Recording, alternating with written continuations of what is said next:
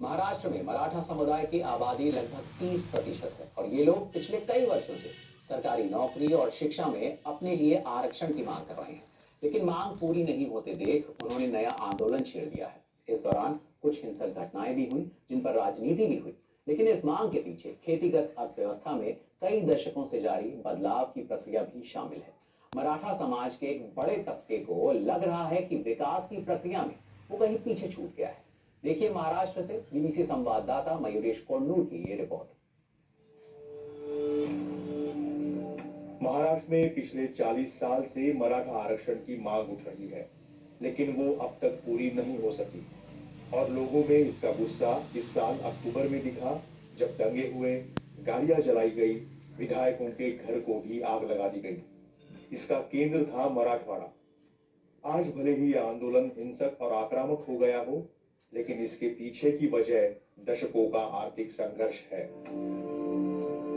मेरा नाम पूजा भागवत राव तारक पाटिल है।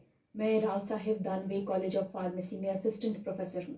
मैंने जालना में बी फार्मा किया, संभाजी नगर से डी फार्मा किया, वहीं अब एम फार्मा भी कर रही हूँ।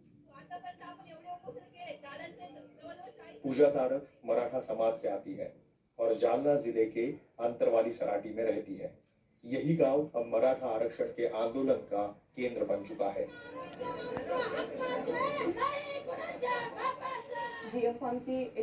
एम फार्मा के लिए जी पैट की एंट्रेंस एग्जाम होती है। मेरा उसमें स्कोर 90 है, लेकिन दूसरी जाति के लोग हैं, उन्हें 40 से 50 नंबर मिले हैं। उन्हें सरकार के कोटे से सीट मिल जाती है। उनकी फीस भी बहुत कम होती है, मगर मेरे लिए कई गुना ज़्यादा है। मेरी फीस करीब 60 से 70 हज़ार है और उन्हें सिर्फ 10 से 12 हज़ार देना पड़ता है। ऐसा नहीं होना चाहिए। ज्यादा फीस देकर पूजा की शिक्षा तो पूरी हो गई, मगर उनके भाई ऋषिकेश का वैसा नहीं हो पाया, क्योंकि उन्हें डॉक्टर बनना था। मला त्यावेळेस स्कोर आलता। नीट के एग्जाम में मेरा 500 स्कोर आया था, मगर उस वक्त ओपन कैटेगरी को एमबीबीएस के लिए कम से कम 550 स्कोर होना जरूरी था। जो अदर कैटेगरी में थे उन्हें 300 स्कोर भी ठीक था। मुझे एमबीबीएस के लिए प्राइवेट कॉलेज में एडमिशन मिल रहा था, मगर वहाँ की फीस 30 से 35 लाख तक जा रही थी। हम किसान हैं, इतने पैसे देने की हैसियत नहीं है। हर दिन घाटे में जा रही खेती, महंगी होती शिक्षा और नौकरी में जानलेवा कंपटीशन, इन वजहों से मराठा समाज में आरक्षण की भावना तेज हुई है। ज्यादातर असिंचित जमीन पर खेती करने वाले छोटे भूमि धारक किसानों की ऐसी कहानियां मराठवाड़ा के हर घर में है। ऐसी ही एक कहानी सूखा पीड़ित बदनापुर जिले के सोपान को लेकर की भी है। हम दो भाई हैं। परिवार की 3 एकड़ जमीन थी मेरे दादा के जमाने से। उनके 2 बेटे थे, मेरे पिताजी और चाचा। उन दोनों में 1.5 एकड़ का बंटवारा हुआ। अब हम भी 2 भाई हैं। पिताजी के बचे 1.5 एकड़ जमीन का दोनों में बंटवारा हुआ तो कितनी जमीन बची, और वह भी असिंचित। उसमें कितनी भी मेहनत कर लो, फसल बेचकर सालाना 1 लाख रुपए भी नहीं आएगा। बताइए इसमें घर कैसे चलाया जाए। हर पीढ़ी में बंटवारे से कम होती गई खेती की जमीन ये पूरे ग्रामीण भारत की त्रासदी है। उससे घर नहीं चल पाते।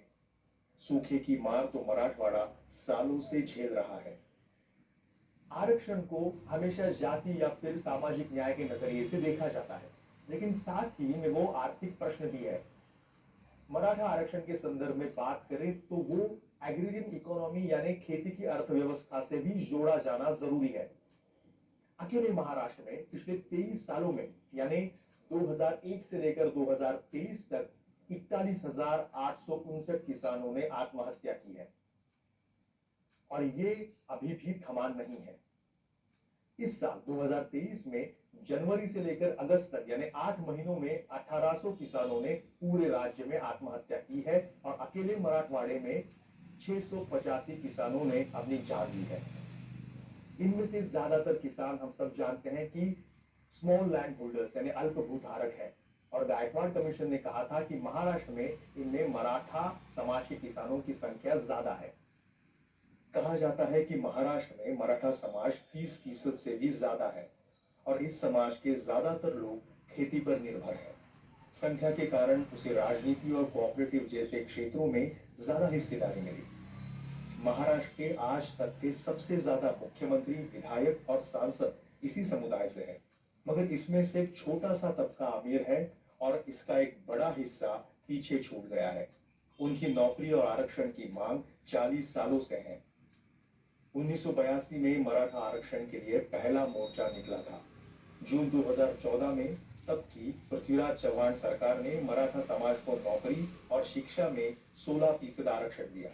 नवंबर 2014 में हाईकोर्ट और सुप्रीम कोर्ट दोनों ने मराठा आरक्षण पर रोक लगा दी।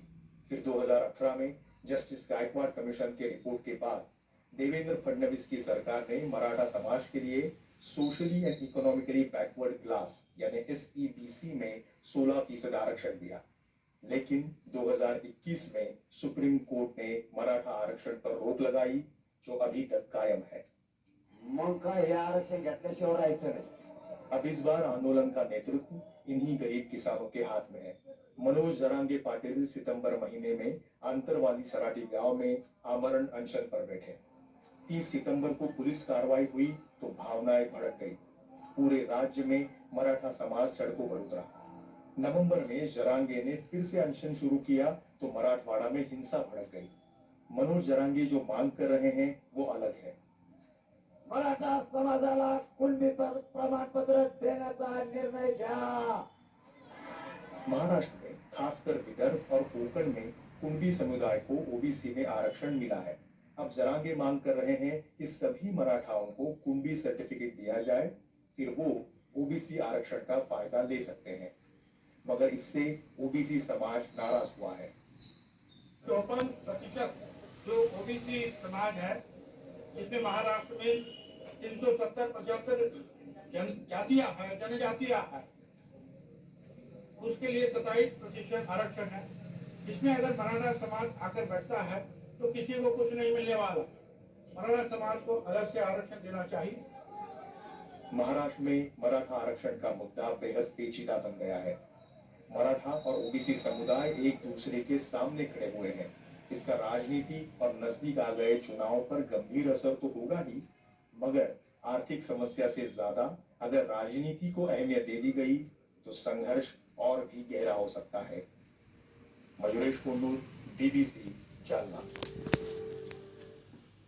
पंजाब